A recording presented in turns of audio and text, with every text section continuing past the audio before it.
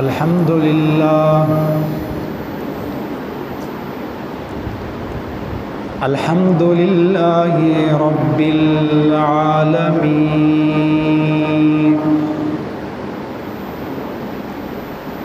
والعاقبۃ للمتقین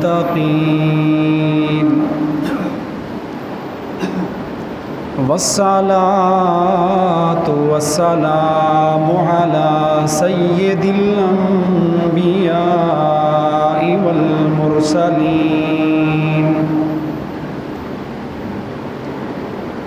اما بعد فاعوذ باللہ من الشیطان الرجیم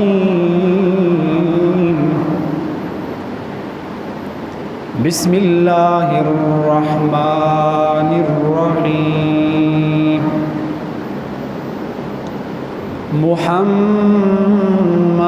رسول اللہ والذین معه اشداء علی الکفار رحماء بینہم تراہم رکعا سجدا یبتغون فضلا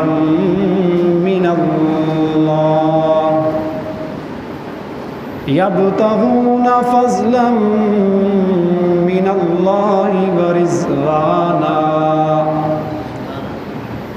سیماہم فی وجوہہم من اثر السجود ذالک مثلہم فی التوراۃ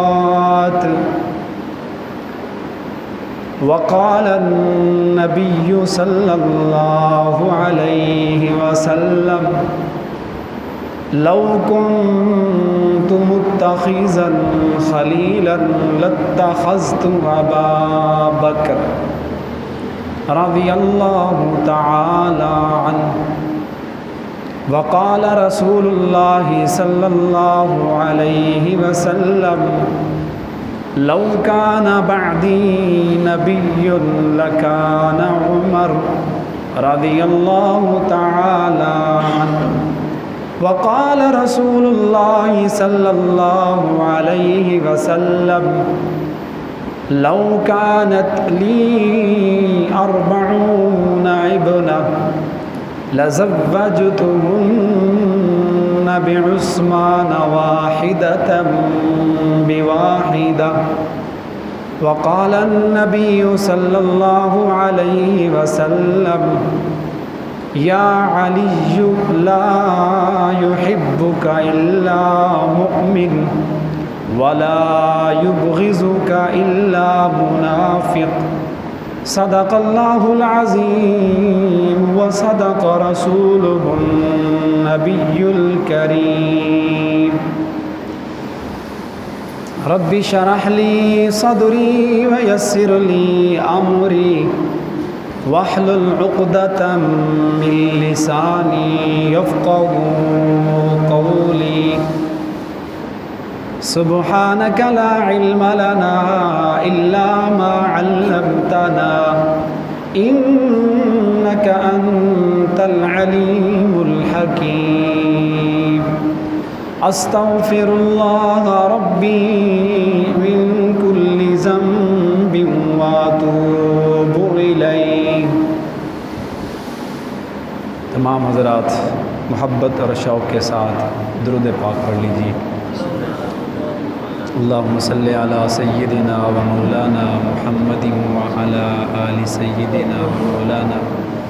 محمد وبارک وسلم تسلیما. مکرم محترم سامعین گرامی بزرگان دین، محرم الحرام کا مہینہ ہے. عموماً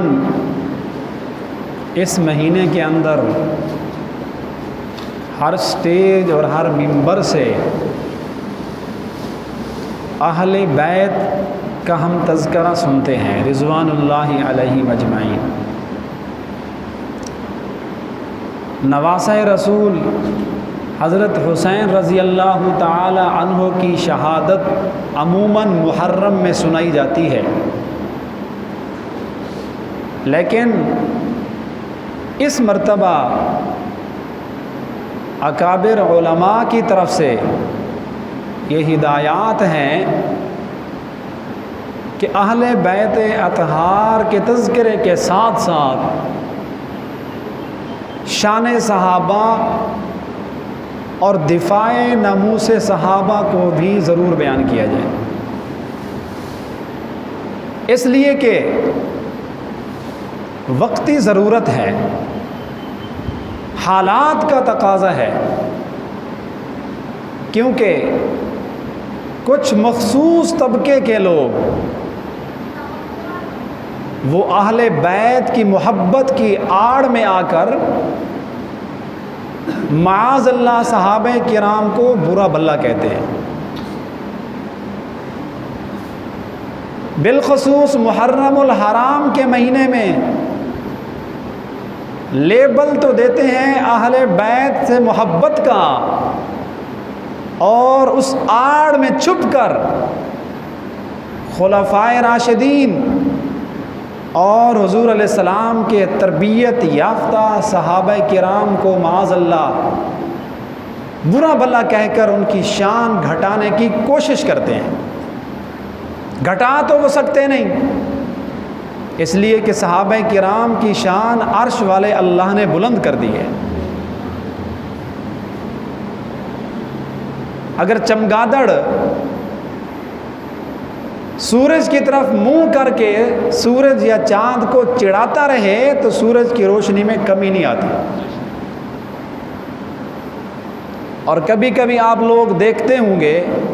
دیہات کے رہنے والے ہیں، ایک مخصوص جانور ہے جس کو ناپاک اور نجس پلید سمجھا جاتا ہے، کبھی کبھی آسمان کی طرف منہ کر کے خاص آواز نکالتا ہے، چاند کو چڑھانے کی کوشش کرتا ہے، تو اس کی آواز نکالنے سے یا اس کے چڑھانے سے کبھی ایسا ہوا ہے کہ چاند کی روشنی کم ہوئی؟ تو ان لوگوں کی مثال بھی ایسا ہی ہے۔ تو ہر سال ایسا ہوتا ہے کہ محرم کے مہینے میں اہل بیت کی محبت میں آ کر نعوذ باللہ صحابہ کرام کی شان میں تنقیص اور ان پر تنقید کی جاتی ہے، لیکن اب چونکہ دور ہے میڈیا کا، میڈیا کے جہاں نقصانات ہیں تو وہاں اس کے فائدے بھی بہت ہیں۔ اب جیسے کہتے ہیں نا، بلی تھیلے سے باہر آ گئی، تو اس میڈیا کے ذریعے اس مخصوص طبقے کا جو کفر ہے، صحابہ کے بارے میں ان کے دلوں میں جو غلاظت اور بغض بھرا ہوا ہے، وہ میڈیا کے ذریعے پوری دنیا نے دیکھا اور اپنے کانوں سے سنا۔ ٹی وی پر آ کر پریس کانفرنس کرتے ہیں، کہتے ہیں کہ ہمیں صحابہ کے نام کے بعد رضی اللہ لکھنے پر مجبور نہ کیا جائے، اس لیے کہ ہم تو ان کو صحابہ مانتے ہی نہیں ہیں، ہم ان کو صحابہ کہتے ہیں مانتے بھی نہیں ہیں۔ نبی علیہ السلام کے سالے خال المومنین جناب امیر معاویہ رضی اللہ تعالی عنہ بالخصوص کہتے ہیں ان کے نام کے بعد رضی اللہ لکھنے پر ہمیں مجبور نہ کرو، اس لیے کہ ہمارے نزدیک تو صحابہ کرام کی جماعت میں سے 3 کے علاوہ نعوذ باللہ وہ کہتے ہیں باقی سارے مرتد ہو گئے تھے۔ کم و بیش جتنے بھی اللہ نے حضور کے شاگرد اور حضور کے صحابہ بنائے، ان کی 2 قسمیں ہیں۔ ماشاءاللہ اہل علم بیٹھے ہیں، امید ہے قرآن مجید کا ایک نکتہ جو میں آپ کو بتا رہا ہوں اس کو سمجھنے کی آپ کوشش کریں گے۔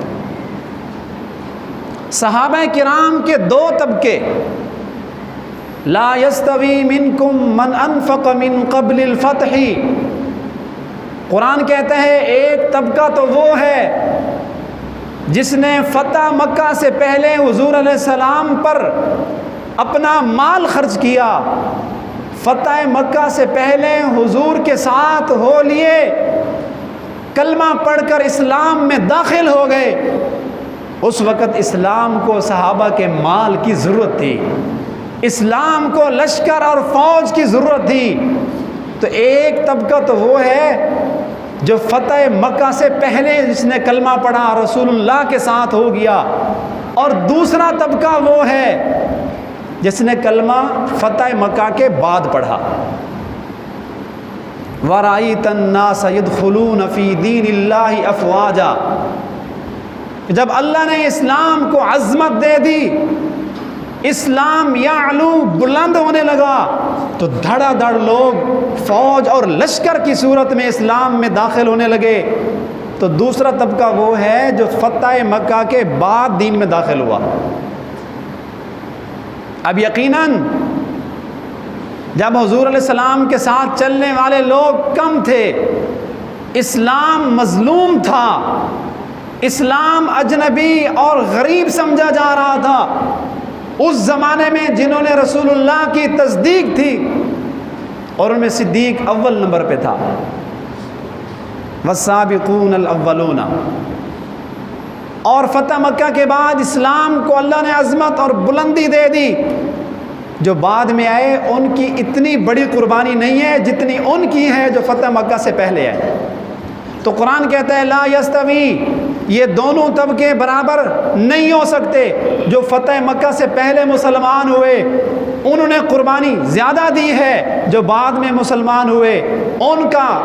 اتنا بڑا ان کی قربانی نہیں ہے۔ لیکن قرآن ہمیں بتاتا ہے، اللہ فرماتا ہے یہ ضابطہ میں نے اپنے لیے رکھا ہوا ہے، تمہارے لیے حکم یہ ہے وَكُلًّا وَعَدَ اللَّهُ الْحُسْنَى، سن لو جو فتح مکہ سے پہلے مسلمان ہوئے، اللہ فرماتا ہے میں نے ان کے لیے بھی جنت کا اعلان کر دیا، اور جو فتح مکہ کے بعد میں مسلمان ہوئے میں نے ان کے لیے بھی جنت کا اعلان کر دیا۔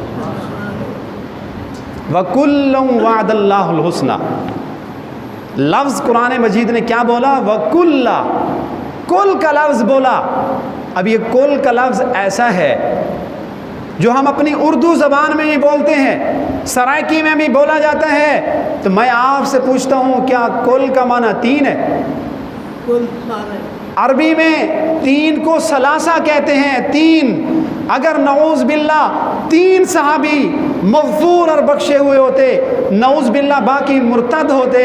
تو قرآن میں لفظ ثلاثہ ہوتا، لیکن قرآن کہتے ہیں وَكُلًّا وَعَدَ اللَّهُ الْحُسْنَى، کہ جتنے بھی حضور کے صحابہ ہیں جنہوں نے حضور کی صحبت پائی، وَالَّذِينَ مَعَهُ، کوئی ایک لمحہ ایک گھڑی کے لیے بھی جس نے حضور کا دیدار کیا، اس کے لیے بھی اللہ نے حسنہ اور جنت کا وعدہ کر دیا ہے۔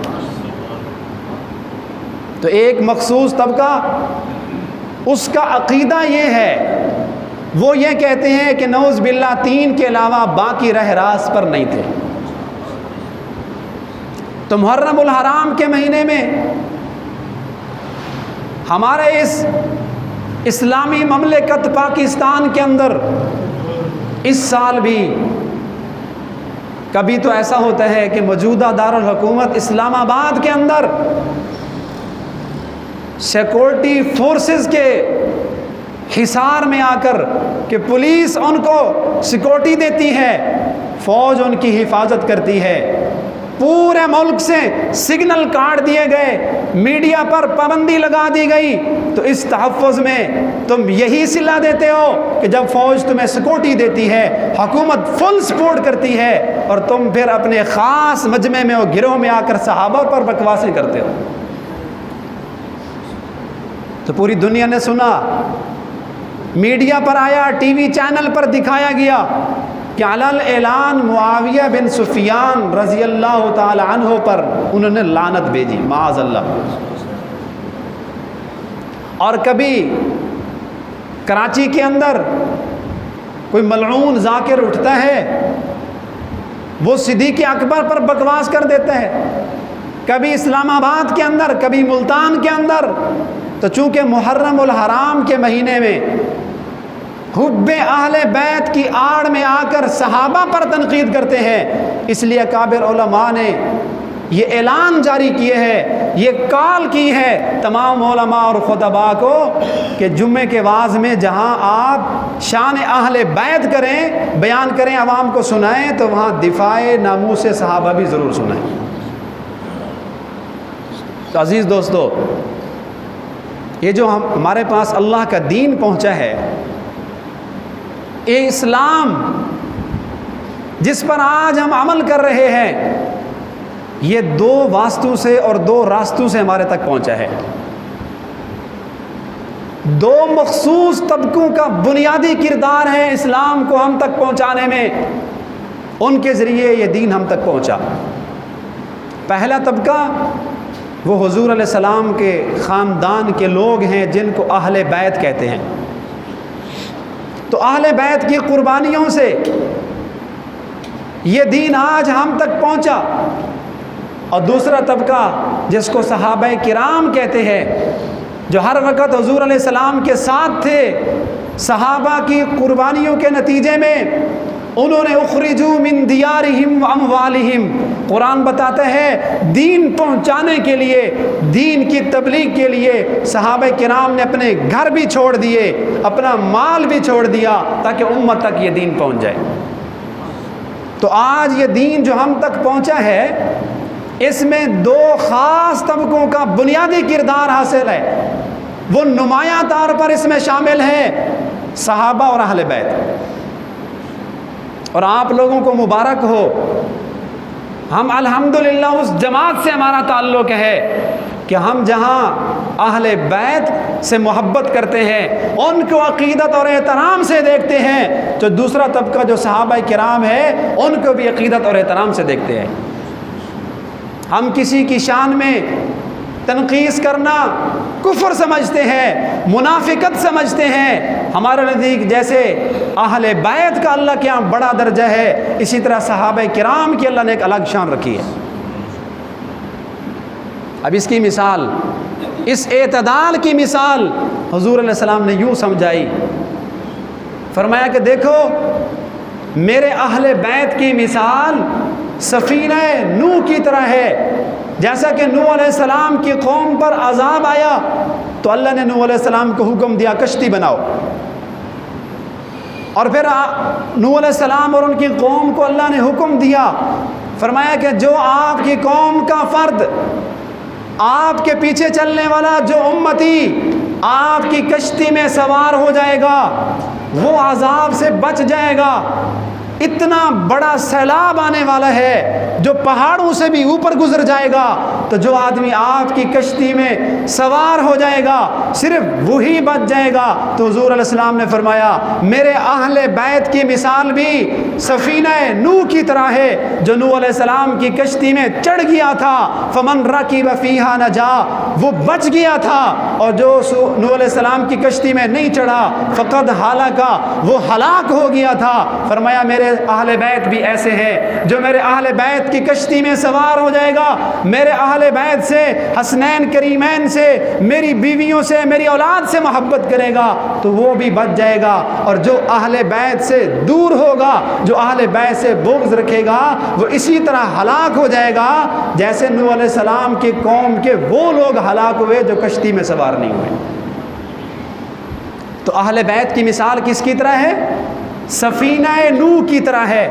نوح علیہ السلام کی کشتی کی طرح ہے۔ اور پھر صحابہ کرام کے بارے میں فرمایا کہ میرے اہل بیت تو نوح علیہ السلام کی کشتی کی مانند ہیں، اصحابی کالنجوم، اور یہ جو میرے تربیت یافتہ شاگرد ہیں، یہ میرے سامنے میری خانقاہ میں آ کر، میرے مدرسے میں آ کر پڑھنے والے، یہ میرے تلامذہ، یہ میرے طلباء اور شاگرد صحابہ کرام، حضور نے فرمایا یہ ستاروں کی مانند ہیں، اصحابی کالنجوم فبأیہم اقتدیتم اہتدیتم، فرمایا جس ستارے کے پیچھے چلو گے تو کامیاب ہو جاؤ گے۔ اب حضور علیہ السلام نے یہ دو مثالیں دے کر ہمیں اہل بیت اور صحابہ کرام کی محبت اور ان کا احترام سکھلایا ہے۔ آپ ملا سے جا کر پوچھیں جو سمندر کے اندر یا دریا کے اوپر بیڑیاں چلاتے ہیں، تو وہاں ان کے پاس گوگل میپ نہیں ہوتا، ان کے پاس راستے نہیں ہوتے، وہ بیڑی کے ساتھ اپنی منزل کو کیسے پاتے ہیں؟ اپنی بیڑی کو چلاتے ہیں اور آسمان کے اندر ستاروں کو دیکھ دیکھ کر اپنی منزل تک پہنچ جاتے ہیں۔ تو حضور علیہ السلام نے فرمایا اگر تم جنت تک جانا چاہتے ہو، یہ چاہتے ہو کہ ہمارا اللہ ہم سے راضی ہو جائے، تو پھر اہل بیت کی کشتی میں سوار ہو جاؤ اور صحابہ کرام کو دیکھ دیکھ کر چلتے جاؤ، انشاءاللہ تم منزل پالو گے۔ تو کتنی پیاری مثال دی، اہل بیت نوح کی کشتی کی طرح ہے اور صحابہ ستاروں کی مانند ہیں، کشتی میں بیٹھو اور ستاروں کو دیکھتے جاؤ، انشاءاللہ آپ منزل پالو گے۔ اور پھر آپ علیہ السلام نے اہل بیت کے بارے میں فرمایا کہ یہ میری جو اولاد ہے، یہ میرے جو خاندان کے لوگ ہیں، فرمایا ان سے محبت کرو، ان کو تکلیف مت دو، اس لیے کہ جو میرے نواسوں کو، میرے اہل بیت کو تکلیف دے گا تو اس نے میرے خاندان کے، میرے گھر والوں لوگوں کو تکلیف نہیں دی، در حقیقت اس نے مجھ محمد کو تکلیف دی۔ حضور علیہ السلام نماز پڑھاتے تھے، مسجد کے ساتھ گھر تھا ہماری اماں فاطمہ رضی اللہ تعالیٰ عنہا کا، نماز پڑھا رہے ہیں اور گھر سے حسنین کریمین جنتی جوانوں کے رونے کی آواز آئی، بالکل بچے تھے، ابھی فیڈر پیتے تھے، دودھ پینے والے بچے تھے۔ تو حضور علیہ السلام نے جب سلام پھیرا تو فوراً فاطمہ کے گھر میں تشریف لے گئے اور فرمایا فاطمہ، اے حسن اور حسین کو رونے نہ دیا کر، اس لیے کہ جب یہ شہزادے روتے ہیں تو میرے دل میں تکلیف ہوتی ہے۔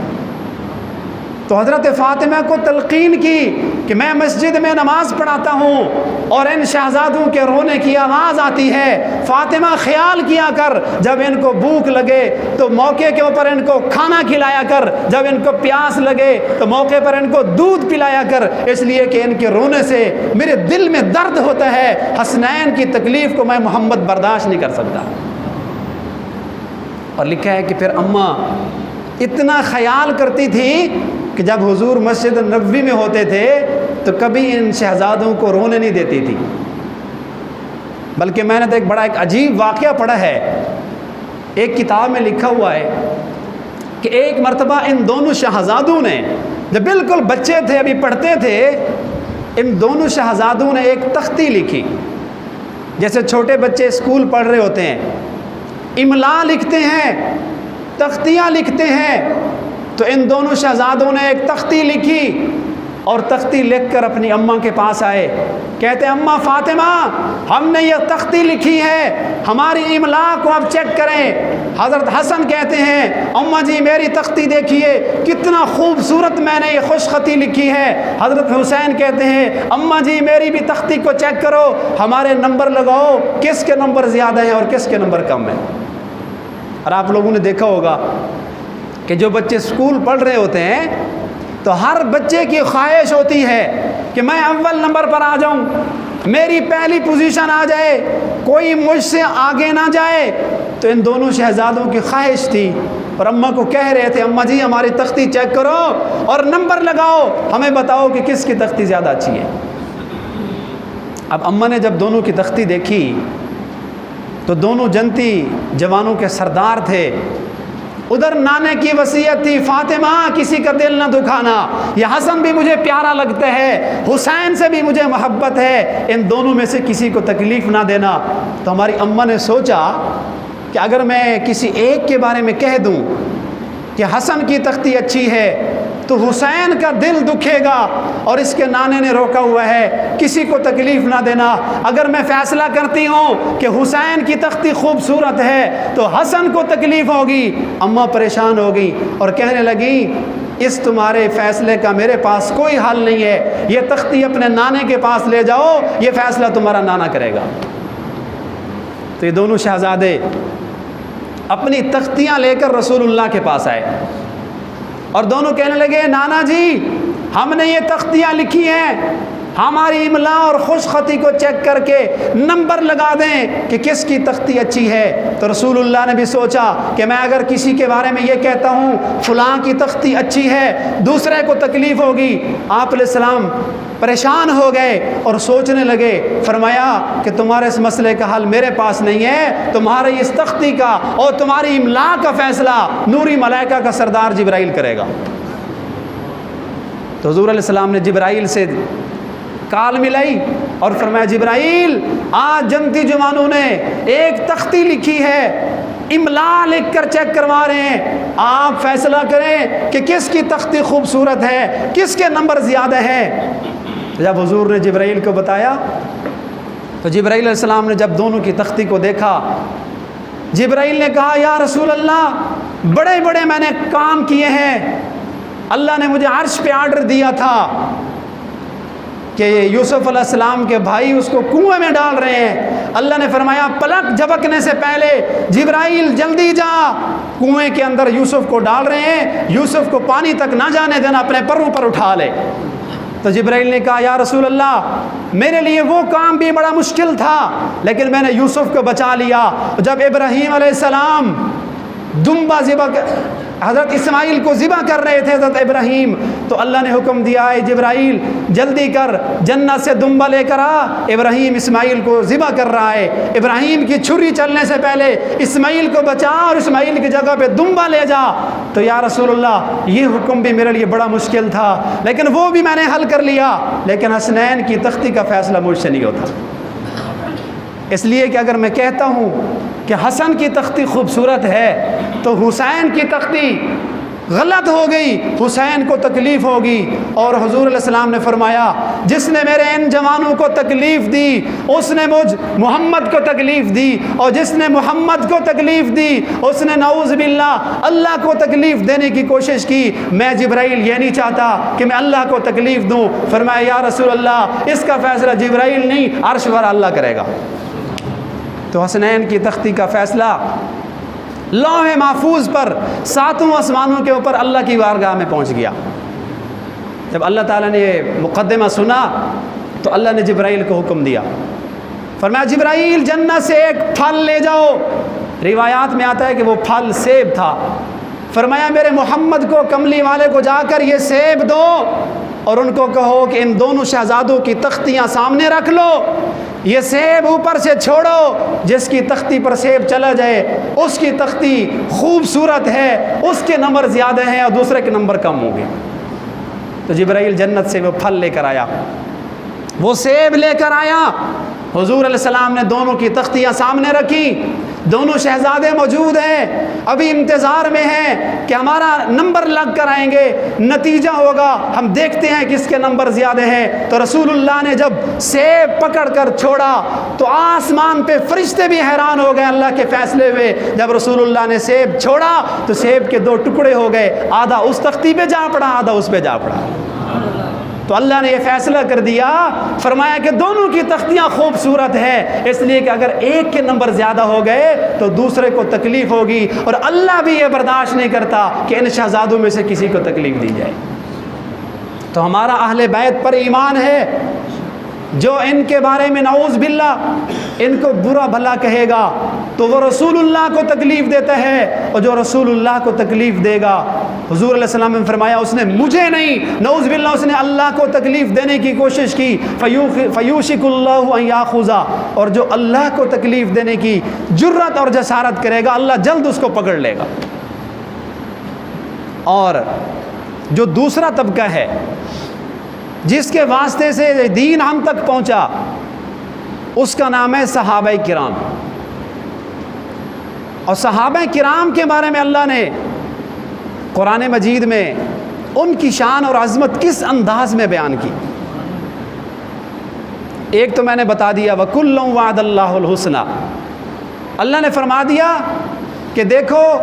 یہ صحابہ کرام کی جماعت جو حضور علیہ السلام کے ساتھ تھے، کُلٌّ وَعَدَ اللَّهُ الْحُسْنَى، ان کا رزلٹ میں نے تمہیں بتا دیا کہ ان کو برا بھلا نہ کہنا، ان میں سے چاہے کوئی بڑا صحابی ہے یا رسول اللہ کے ساتھ کچھ دیر کے لیے آیا، سب کے لیے جنت الاٹ ہو چکی ہے، سب کو اللہ نے مغفور بخشایا بنا دیا ہے، تمہیں ان کی شان میں کچھ کہنے کی اجازت نہیں ہے۔ اور سورۃ الفتح کے اندر آخری آیت جو میں نے خطبے میں بھی پڑھی، اللہ پاک فرماتے ہیں محمد الرسول اللہ، فرمایا محمد وہ اللہ کے رسول ہیں، اللہ کے رسول ہیں اور اللہ کے رسول قیامت تک رہیں گے۔ تو محمد الرسول اللہ کا معنی محمد اللہ کے رسول ہیں۔ اب قیامت تک کے لیے جو بندہ اس آیت کو پڑھے گا تو اس زمانے میں یہی ترجمہ ہوگا کہ محمد اللہ کے رسول آج بھی ہیں، 1400 سال پہلے بھی تھے اور قیامت تک کے لیے آپ رسول ہیں۔ والذین معہ اشداء، اور پھر فرمایا کہ محمد تو اللہ کے رسول ہیں اور جو محمد کے ساتھ رہنے والے لوگ ہیں، والذین معہ، وہ لوگ جو رسول اللہ کے ساتھ ہیں۔ قرآن بتاتا ہے، قرآن نے ان کا نام نہیں بولا، یہاں صحابہ کا نام نہیں بولا، حضور کے شاگرد نہیں کہا، فرمایا وہ لوگ معہ، جو ہر وقت حضور کے جو ہر وقت حضور کے ساتھ رہتے ہیں۔ تو قرآن بتا رہا ہے کہ اہل بیت کی بھی بڑی شان ہے اور صحابہ کا بھی ایک مقام ہے۔ قرآن بتاتا ہے معہ، یہ صحابہ کرام تو وہ ہیں جو سفر میں بھی رسول اللہ کے ساتھ تھے، حضر میں بھی رسول اللہ کے ساتھ تھے، حضور علیہ السلام پر خوشی کا موقع آیا یہی صحابہ حضور کے ساتھ تھے، اگر غمی کا موقع آیا صحابہ ساتھ تھے، رسول اللہ تبلیغ کے لیے تشریف لے گئے معہ، صحابہ حضور کے ساتھ تھے، حضور میدان جنگ میں ہیں معہ، صحابہ حضور کے ساتھ ہیں۔ تو قرآن نے صفت بتائی صحابہ کرام کی، یہ وہ لوگ ہیں معہ جو رسول اللہ کے ساتھ رہتے ہیں۔ اور ان صحابہ کرام میں سے ایک چمکتا دمکتا عظیم ستارہ جس کو صدیق اکبر کے نام سے دنیا یاد کرتی ہے، وہ تو رسول اللہ کے ساتھ اتنا ساتھ ہو گیا، اتنا رسول اللہ کے ساتھ مل گیا کہ جب کلمہ پڑھ لیا تو پھر ایک لمحہ کے لیے بھی حضور سے جدا نہیں ہوا، غار کے اندر بھی ساتھ تھا اور آج مزار میں بھی حضور کے ساتھ ہے۔ تو سارے صحابہ معہ حضور کے ساتھ تھے اور ان میں صدیق نمایاں ہے، زندگی میں بھی ساتھ تھا اور اللہ نے صدیق کو محبت کا صلہ یہ دیا کہ مرنے کے بعد بھی معہ، آج بھی غار میں حضور کے ساتھ ہے۔ اور آپ لوگوں نے یہ حدیث سنی ہوگی کہ حضور علیہ السلام کے روضہ مبارک پر ہر وقت 70,000 فرشتے درود بھیج رہے ہیں، اور صبح کے وقت اللہ 70,000 فرشتوں کی ڈیوٹی لگاتا ہے، وہ آپ کے روضے پر آ کر رسول اللہ پر درود و سلام بھیجتے ہیں اور وہ شام کو چلے جاتے ہیں، پھر شام کو اور 70,000 فرشتے آ کر حضور علیہ السلام کے روضے پر درود و سلام بھیجتے ہیں۔ جو فرشتے صبح کو آئے وہ شام کو نہیں آئیں گے، جو شام کو آئے وہ صبح کو نہیں آئیں گے، جو ایک مرتبہ درود بھیج کر چلے جاتے ہیں قیامت تک وہ دوبارہ نہیں آئیں گے۔ تو میں آپ سے پوچھتا ہوں، یہ 70,000 فرشتے جو رسول اللہ پر رحمت بھیج رہے ہیں، تو رسول اللہ کے پہلو میں جو شیخین سوئے ہوئے ہیں، یہ رحمت جہاں رسول اللہ پر پڑتی ہے تو آپ کے دونوں یار جو حضور کے ساتھ سوئے ہوئے ہیں، یہ رحمت ان کے دلوں پر بھی پڑ رہی ہے۔ اور یہاں ایک نکتے کی بات میں آپ کو بتاؤں، ایک حدیث میں آپ نے پڑھا ہوگا، وہ گھر جس گھر کے اندر تصویر لگی ہوئی ہو اس گھر کے اندر حضور علیہ السلام نے فرمایا رحمت کے فرشتے نہیں آتے،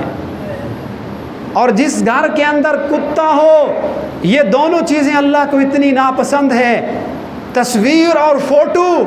اللہ کو اتنا ناراض کرتا ہے۔ اگر بلا ضرورت تصویر بنائی جائے، بالخصوص جو تصویر بنانے والا مصور فوٹو گرافر ہوتا ہے، قیامت کے دن اللہ اس کو مجبور کرے گا، فرمائے گا تو نے میرا مقابلہ کیا، میں نے انسان بنایا اور تو نے انسان جیسی مورتی شکل بنائی، میں نے اس میں روح ڈالی تھی، آج تو اس میں روح ڈال کے دکھا۔ تو تصویر، بہرحال یہ میرا موضوع نہیں ہے، اللہ کو اتنا ناراض کرتی ہے جس گھر میں تصویر ہو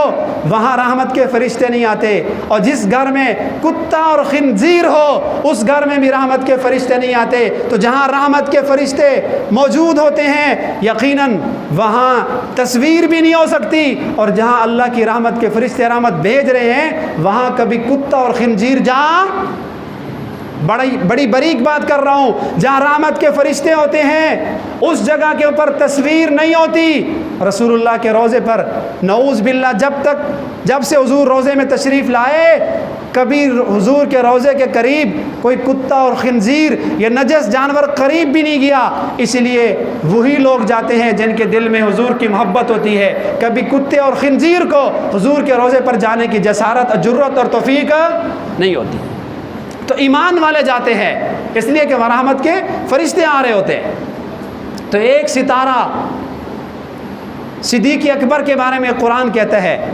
کہ سارے حضور کے ساتھ تھے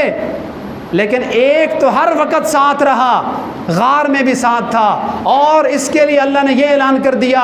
کہ اے صدیق سارے صحابہ حضور کے ساتھ تھے اور آپ نے بھی حضور کے ساتھ زندگی گزاری، لیکن صدیق کو ایک اور اعزاز بھی حاصل ہے کہ جب غار کے اندر موجود تھے اور صدیق اکبر کو کالے سانپ نے ڈنگ مارا اور صدیق پریشان تھا، تو عرش سے اللہ نے جبرائیل کو وحی دے کر بھیجی، فرمایا والذین معہ، صدیق اگر تو رسول اللہ کے ساتھ تھا آج اعلان سن لے، قیامت تک کے لیے اللہ اعلان کر رہا ہے ان اللہ معنا۔ حضور نے فرمایا اے صدیق اگر تو میرے ساتھ ہے تو عرش والا اللہ تیرے ساتھ ہے، ان اللہ معنا۔ اور یہ بھی نہیں کہا کہ اے صدیق اللہ میرے بھی ساتھ ہے اور تیرے بھی ساتھ ہے، بلکہ ایک بڑی فصیح بلیغ عبارت ان اللہ معنا۔ اللہ تعالیٰ نے صدیق اور رسول اللہ کے جسم کو ایک ہی ضمیر اور ایک ہی صیغے میں ملا کر فرمایا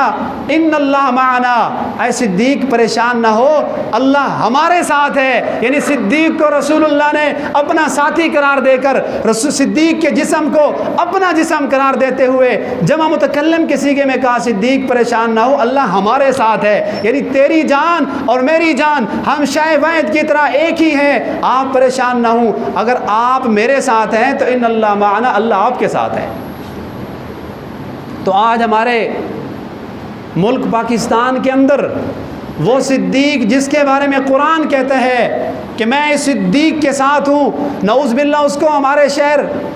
ہمارے ملک کے اندر علل اعلان چینل کے اوپر بیٹھ کر میڈیا کے سامنے بیٹھ کر نعوذ باللہ کافر کہہ دیا جاتا ہے، نعوذ باللہ ان کو مرتد کہہ دیا جاتا ہے۔ ہمارا تو یہ ایمان ہے کہ صدیق کی تو ایک بڑی شان ہے،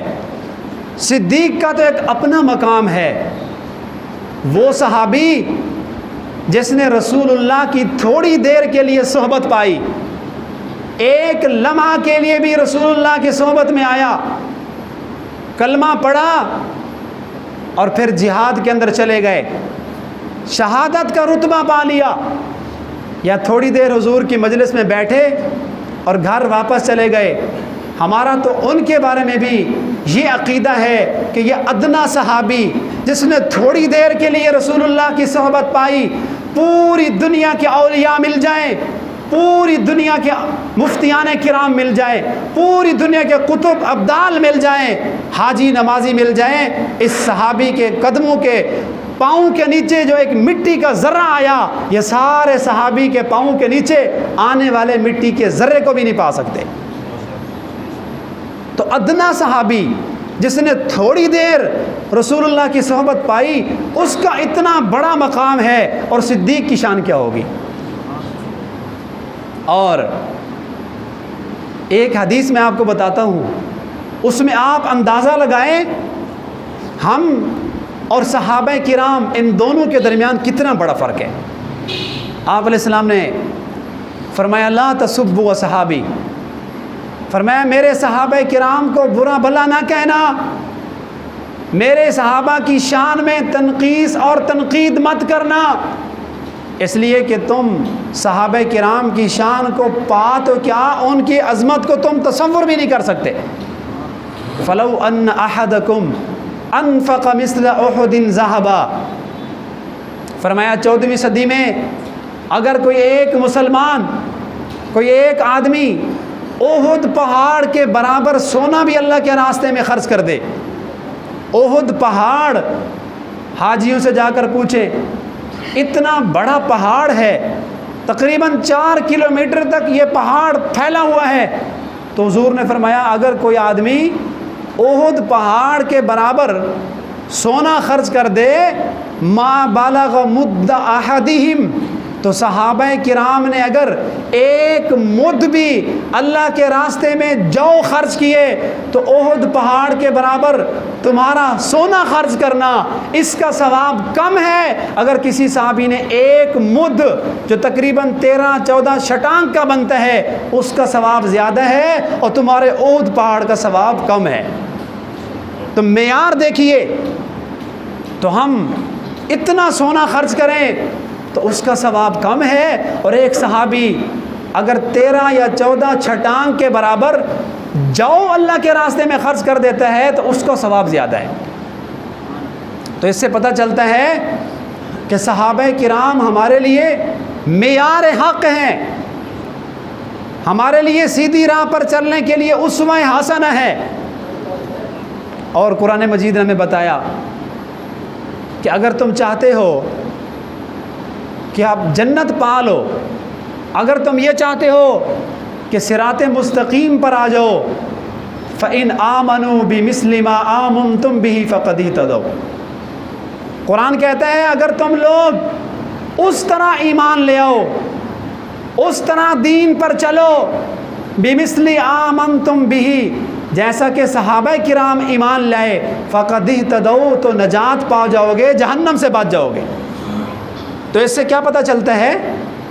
کہ صحابہ کرام ہمارے لیے معیار حق ہیں، ہمارے لیے کسوٹی ہیں، اسوہ حسنہ ہے۔ اگر تم جہنم سے بچنا چاہتے ہو تو پھر ویسا ایمان لے آؤ جیسا صدیق اکبر ایمان لائے تھے، اگر جہنم سے بچنا چاہتے ہو تو اسی طرح ایمان لے آؤ جیسا کہ فاروق اعظم ایمان لے آئے تھے، اگر جہنم سے بچنا چاہتے ہو تو اسی طرح ایمان لے آؤ جیسا کہ حضرت عثمان غنی ایمان لائے تھے، اگر ہدایت پانا چاہتے ہو، سیدھی راہ پر آنا چاہتے ہو، اسی طرح ایمان لے آؤ جیسا کہ علی المرتضیٰ ایمان لائے تھے۔ اور یہ سارے صحابہ کن نجوم، حضور نے فرمایا ستارے ہیں،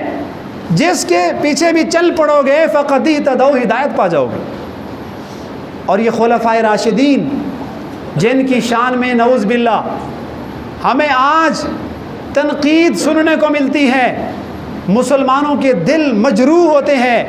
ہمارے ملک پاکستان کے اندر صحابہ کرام کو برا بلا کہا جاتا ہے، ان صحابہ میں سے ایک ایک کا نام لے کر رسول اللہ نے ان کی عظمت و شان کو بیان کیا۔ ایک حدیث میں پڑھ رہا تھا، صحیح بخاری شریف کی حدیث ہے کہ ایک مرتبہ حضور علیہ السلام گھر سے باہر تشریف لائے، منبر پر آ کر بیٹھ کر اعلان کیا، فرمایا اے صحابہ کرام ایک اعلان سن لو، ان ابا بکر لم یاسنی قط، کہ بے شک تم سب نے میرا ساتھ دیا اور تم سب مشکل میں میرے ساتھ کھڑے تھے، لیکن تم میں ایک آدمی ایسا ہے، ایک نوجوان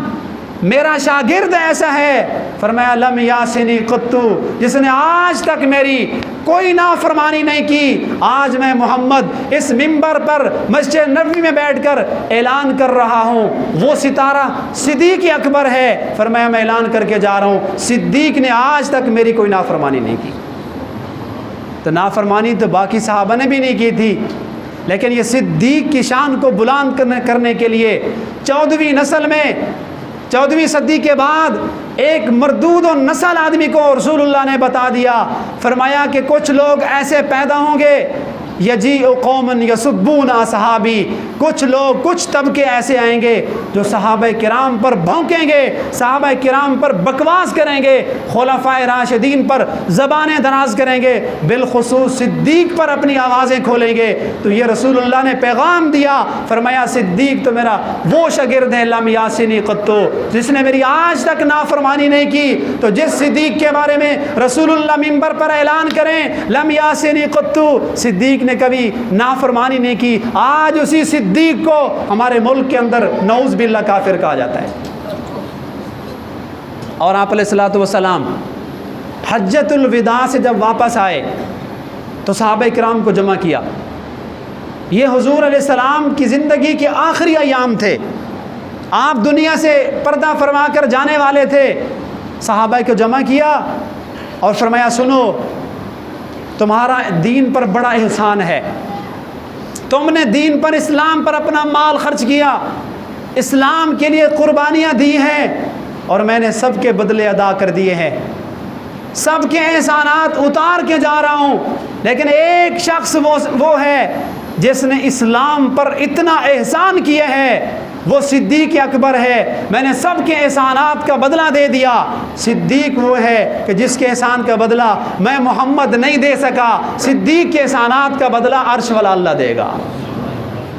تو صدیق نے جو اللہ پر، رسول اللہ پر مال خرچ کر دیا، تو حضور نے حدیث میں ارشاد فرمایا لم ينفعنی مال ما نفعنی مال ابی بکر. فرمایا جتنا صدیق کے مال نے مجھے نفع دیا، اتنا نفع کسی کے مال نے مجھے نہیں دیا. وجہ یہ تھی کہ صدیق نے اس وقت مال خرچ کیا جب رسول اللہ کو مال کی ضرورت تھی، جب رسول اللہ کو پیسوں کی اور صدیق کے مال کی ضرورت تھی. اور صدیق نے بھی اس طرح لٹا دیا کہ صدیق کی گھر والی کہتی ہیں میں نے دیکھا کہ صدیق کے اکبر دیوار پر ہاتھ مار رہے تھے. میں نے پوچھا صدیق کیا تلاش کر رہے ہو؟ فرمایا رسول اللہ نے چندہ مانگا ہے، میں دیوار پر ہاتھ مار کے یہ دیکھ رہا ہوں کہ ایسا نہ ہو کہ کوئی سوئی بچ جائے اور میں رسول اللہ پر فدا نہ کر سکوں. تو حضور نے پوچھا کہ بتاؤ کتنا کتنا مال لائے ہو؟ تو کسی صحابی نے کہا یا رسول اللہ اتنے اتنے درہم لایا ہوں. کسی نے کہا یا رسول اللہ اتنی اشرفیاں لے آیا ہوں. حضرت عمر کھڑے ہوئے، فرمایا یا رسول اللہ آدھا گھر میں رکھ کے آیا ہوں اور آدھا آپ کی مجلس میں لایا ہوں. جب صدیق اکبر کھڑے ہوئے، فرمایا یا رسول اللہ گھر میں یا آپ کا نام چھوڑ کے آیا ہوں یا اللہ کا نام چھوڑ کے آیا ہوں، باقی سب کچھ آپ کے قدموں میں لایا ہوں. تو صدیق نے تو سب کچھ رسول اللہ پر لٹا دیا تھا. اور ایک صحیح حدیث ہے کہ ایک مرتبہ ایک صحابی آیا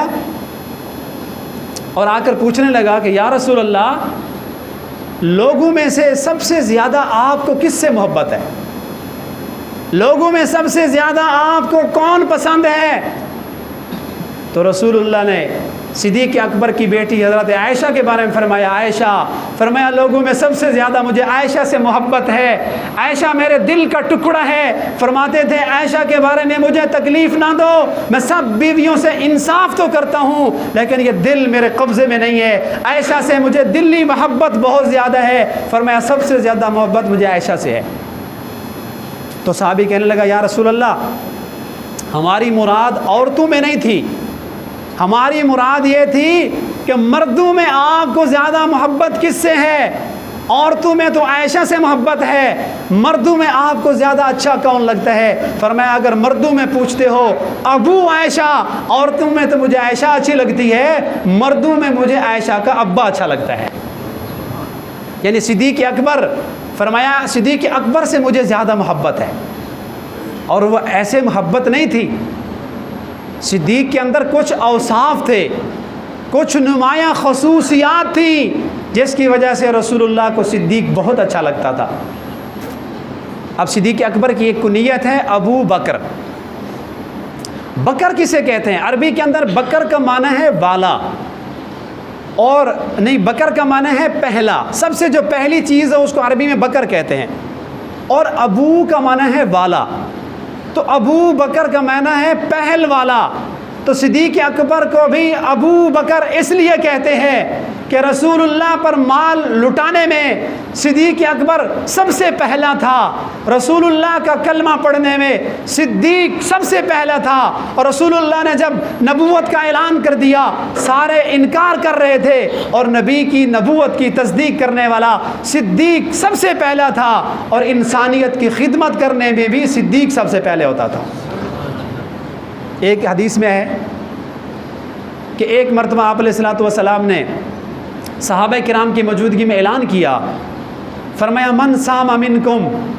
مجمع میں کوئی ایسا بندہ ہے جس نے آج روزہ رکھا ہو، رمضان المبارک کا مہینہ نہیں تھا، سارے صحابہ کرام خاموش ہوئے، آخر میں صدیق اکبر کھڑے ہوئے، کہا یا رسول اللہ کے فضل سے آج مجھے روزہ ہے۔ رسول اللہ نے دوسرا سوال کیا، من عاد المریض، کوئی تم میں سے ایسا آدمی بھی ہے جس نے آج مریض کی عیادت کی ہو؟ سارے صحابہ کرام خاموش تھے، صدیق کھڑے ہوئے، یا رسول اللہ میں نے آج مریض کی عیادت کی ہے۔ فرمایا من تبع الجنازہ، کوئی ایسا آدمی بیٹھا ہے جس نے آج جنازہ پڑھا ہو؟ سارے صحابہ کرام خاموش تھے، صدیق کھڑے ہوئے، یا رسول اللہ نے مجھے توفیق دی ہے، ایک صحابی کا جنازہ پڑھ کے آ رہا ہوں۔ فرمایا من اطعم المسکین، آج کوئی ایسا آدمی موجود ہے جس نے بھوکے کو کھانا کھلایا ہو؟ تو سارے صحابہ خاموش تھے، صدیق اکبر کھڑے ہوئے، فرمایا یا رسول اللہ مجھے اللہ نے توفیق دی ہے، میں ایک بھوکے کو کھانا کھلا کے آیا ہوں۔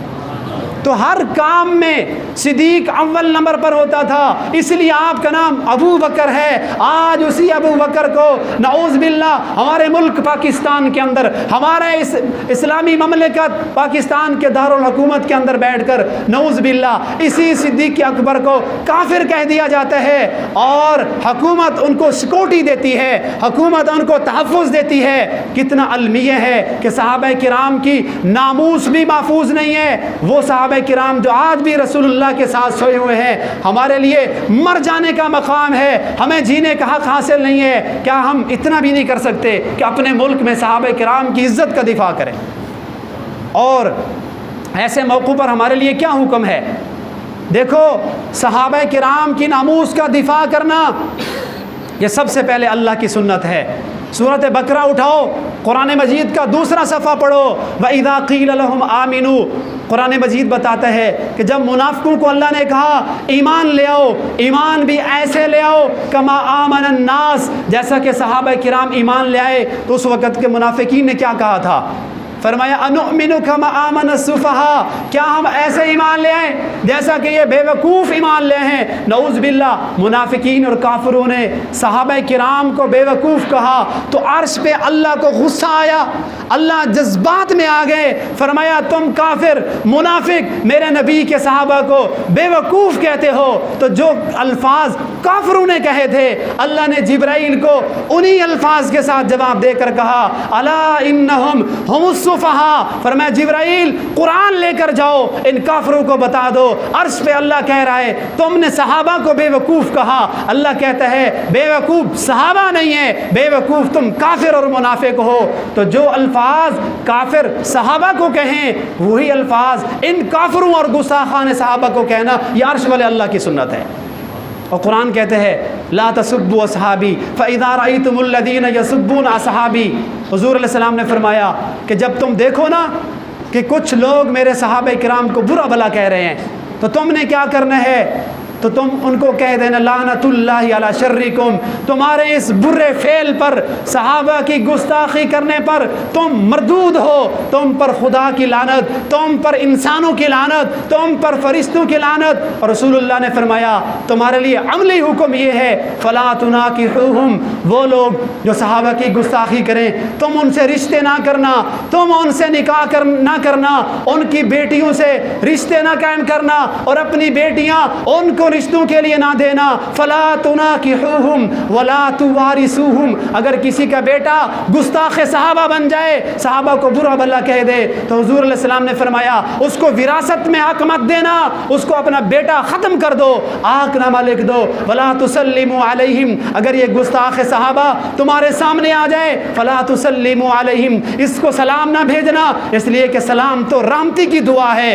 اور یہ صحابہ کا گستاخ مردود ہے، لعنتی ہے، اس کے اوپر فرشتوں اور اللہ کی لعنت ہے۔ پھر فرمایا ولا تصلوا علیہم، اگر یہ مر جائیں تو ان کے جنازے بھی نہ پڑھنا، ولا تصلوا علیہم، کبھی ان کے لیے دعائے رحمت بھی نہ کرنا۔ تو کتنا بڑا برا مقام ہے اس آدمی کا، نعوذ باللہ، جو صحابہ کرام کو برا بھلا کہے، رشتے نہ کرو، ان کے جنازے نہ پڑھو اور ان سے نکاح نہ کرو، یہ رسول اللہ کی حدیث ہے۔ اور قرآن مجید کے اندر لیغیظ بہم الکفار، قرآن مجید بتاتا ہے کہ جب کسان اپنی کھیتی کو تیار کرتا ہے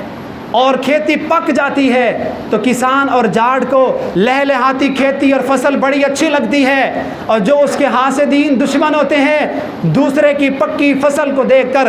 جل جاتے ہیں، حسد کرتے ہیں کہ فلانے کا کھیت، فلانے کا کماند اور فلانے کی گندم اچھی کیوں ہو گئی۔ تو قرآن بتاتا ہے یہ صحابہ رسول اللہ کی لگائی ہوئی کھیتی ہے، جب یہ تیار ہو گئی تو رسول اللہ دیکھ کر خوش ہوتے ہیں۔ لیغیظ بہم الکفار، اور جو لوگ کافر ہیں جن کا رسول اللہ پر ایمان نہیں ہے، جن کا قرآن پر کوئی ایمان نہیں ہے، تو کافر اس کھیتی کو دیکھ کر جل جاتے ہیں۔ تو اس صحابہ کو دیکھ کر جلنے والے کو قرآن مجید کافر کہہ رہے ہیں، لیغیظ بہم الکفار، کہ صحابہ کو دیکھ کر جس کے دل میں جلن ہوتی ہے، جس کے دل میں تکلیف ہوتی ہے، جس کے دل میں صحابہ کا بغض اور کینہ ہے، قرآن خود کہتے ہیں لیغیظ بہم الکفار، ہم نہیں کہتے، قرآن کہتے ہیں کافر دیکھ کر جل جاتے ہیں، ان کو حسد ہوتا ہے۔ تو عزیز دوستو، یہ موضوع اس لیے منتخب کیا کہ ہمارے اس ملک پاکستان میں نعوذ باللہ علل اعلان ٹی وی چینل کے اوپر بیٹھ کر 10 محرم 1442 ہجری کو کراچی اور اسلام آباد کے اندر رسول اللہ کے سسرالی خاندان کو، رسول اللہ کے خلفائے راشدین کو برا بھلا کہا گیا، اور میں کہتا ہوں یہ ہماری عوام کا صبر ہے، ورنہ یہ تو وہ لوگ ہیں اپنی جان صحابہ پر دے کر اعزاز سمجھتے ہیں، اور یہ وہ صحابہ کے دیوانے ہیں جن کی ماؤں نے ان کو جب دودھ پلایا تھا تو یہ وصیت کی تھی، فرمایا کہ اگر پاکستان کے لیے جان دینا پڑے، انکار نہ کرنا، اسلام کے لیے جان چلی جائے تو دے دینا، صحابہ کی ناموس کے لیے جان کٹوانا پڑ جائے تو جان کی پرواہ نہ کرنا۔ یہ تو صحابہ کے دیوانے ہیں، انہوں نے تو کبھی سوچا ہی نہیں تھا کہ گستاخ صحابہ کو ہم دیکھیں گے۔ ہم وزیر اعظم سے اور ارباب اقتدار سے پرامن احتجاج کے ساتھ مطالبہ کرتے ہیں کہ ان گستاخان صحابہ کو عبرتناک سزا دو، ان گستاخان صحابہ کو کیفر کردار تک پہنچاؤ، ورنہ اس ملک کے اندر خانہ جنگی کا خطرہ ہے۔ اگر یہ جنگ دوبارہ چھڑ گئی پھر تم سے کنٹرول میں نہیں آئے گی، یہ صحابہ کے دیوانے اگر میدان میں آ گئے پھر تم سے رک نہیں پائیں گے۔ تو ہم حکومت سے مطالبہ کرتے ہیں کہ ان گستاخوں کو عبرتناک سزا دے۔ آپ بھی مطالبہ کرتے ہیں کہ نہیں کرتے؟ جو مطالبہ کرتے ہیں ہاتھ کھڑا کریں۔ ہم پرامن احتجاج اور مطالبہ کرتے ہیں کہ کسی صحابی اور اہل بیت میں سے کسی کی گستاخی نہ ہونے دی جائے، اور جو برا بھلا کہے اس کو عبرتناک سزا دیں، تاکہ کل کو کوئی دوسرا بندہ کھڑا ہو کر اس طرح کا برا قدم نہ اٹھائے۔ تو عزیز دوستو، حکومت کو پرامن احتجاج ریکارڈ کروانے کے لیے علماء نے یہ آپ سے مطالبہ کیا ہے، عوام الناس سے، ہر شہر کے اندر، پورے پاکستان میں، پنجاب میں ریلیاں نکالی جا رہی ہیں۔ تو آج ہمارے کوٹہ دو شہر کے اندر بھی پرامن احتجاجی ریلی نکالی جا رہی ہے، اور اس کا مقصد کیا ہے؟ صرف حکومت کو یہ باور کرانا کہ ہم صحابہ کے دیوانے ہیں، ہم صحابہ کے غلام ہیں، اپنی اس اسلامی ریاست پاکستان میں ہم صحابہ کی گستاخی نہیں ہونے دیں گے۔ صدیق اکبر کو کافر نعوذ باللہ جو کہے گا ہم اس کا سر قلم کر دیں گے، اس کی زبان گدی سے کھینچنا ہم جانتے ہیں، لیکن ہم یہ نہیں چاہتے کہ ہم قانون ہاتھ میں لیں۔ ہم حکومت سے مطالبہ کرتے ہیں کہ حکومت خود ان کو پھانسی پہ لٹکائے۔ تو اسی احتجاج کے لیے آج سناوا شہر سے بھی ایک مشترکہ ریلی جائے گی، تو آپ حضرات سے بھی یہ پر زور اپیل ہے کہ آپ حضرات بھی اپنی قیمتی زندگی میں سے 2-4 گھنٹے حب صحابہ اور حب اہل بیت کو اظہار کرنے کے لیے، صحابہ سے محبت اور عشق ظاہر کرنے کے لیے اس ریلی میں ضرور شریک ہونا۔ تو سناوے والی اڈے والی مسجد سے انشاءاللہ مشترکہ اجلاس اور احتجاج کے لیے ریلی جائے گی۔ میں آپ تمام حضرات سے یہ امید کرتا ہوں کہ آپ اس میں انشاءاللہ ضرور شریک ہوں گے۔